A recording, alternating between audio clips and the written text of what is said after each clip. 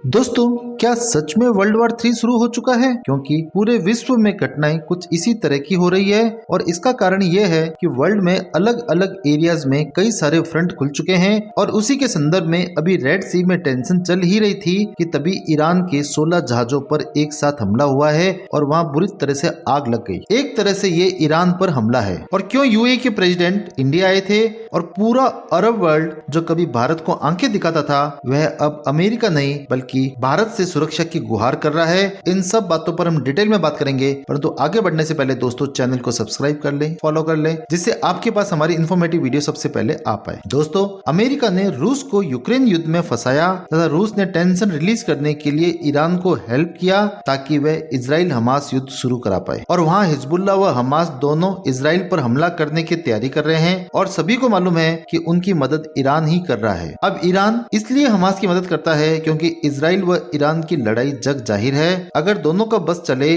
तो दूसरे को अगले दिन का सूरज भी नहीं देखने दे, क्योंकि इजराइल भी कई बार ईरान पर हमला करा चुका है, चाहे वह कासिम सुलेमानी को मारना हो या ईरान की न्यूक्लियर क्षमता को ही खत्म करना हो। और तो और अभी कासिम सुलेमानी के लिए एक शोक सभा रखी गई थी, वहां पर भी एक बम विस्फोट हुआ था जिसमें 200 जने मारे गए थे। और ईरान का ये कहना है कि इन सब का मास्टरमाइंड इजराइल है। और फिर ईरान ने भी हुती विद्रोहियों को पैसा हथियार देकर रेड सी में जाने वाले जहाजों पर हमला कराना शुरू किया, जिससे अमेरिका व यूरोपियन देशों को समस्या शुरू हो गई। तो अब इसके लिए इजराइल व अमेरिका मिलकर ईरान पर सीधा हमला करना चाहते हैं, परंतु ईरान को मालूम है कि वह सीधी लड़ाई में हार जाएगा, तो वह सीधा उलझना नहीं चाहता। और ये जो 16 जहाजों पर हमला हुआ है वह एक तरह से ईरान को सीधे युद्ध के लिए उकसाना है, जो ईरान नहीं करना चाहेगा। परंतु यहाँ पर रूस व चीन ये चाहते हैं कि ईरान व अमेरिका का युद्ध हो, जिससे चीन पर और रूस दोनों पर दबाव कम हो, क्योंकि जब लड़ाई अरेबियन सी में होगी तो नागरिक भी यहीं के मारे जाएंगे। और चीन व रूस यही चाहते हैं कि अमेरिका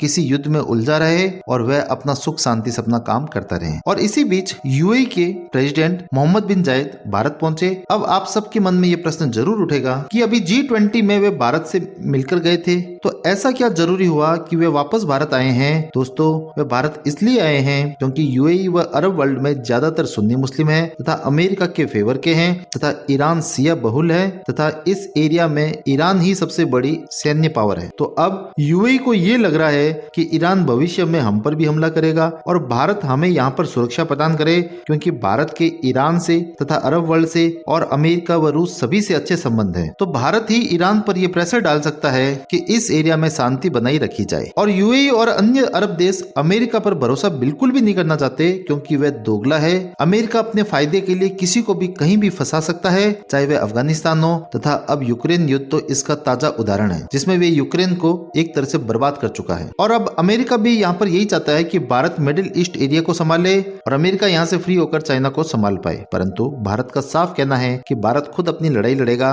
वह अमेरिका की लड़ाई नहीं लड़ेगा। तो भारत ने अमेरिका को तो साफ जवाब दे दिया है, परंतु यहाँ पर भारत यूएई के जबरदस्त संबंध है और भारत में यूएई इन्वेस्ट करेगा तथा भारत की एंटी मुस्लिम इमेज की हवा निकालने में भी मदद करेगा। और बदले में भारत अपने दोस्त की मदद जरूर करेगा, क्योंकि भारत जुबान का है, जो कहता है वह करता भी है। वैसे आपको क्या लगता है दोस्तों, क्या भारत को यूएई की मदद करनी चाहिए या नहीं? आप हमें कमेंट सेक्शन में जरूर बताएं। Thank you for watching this video.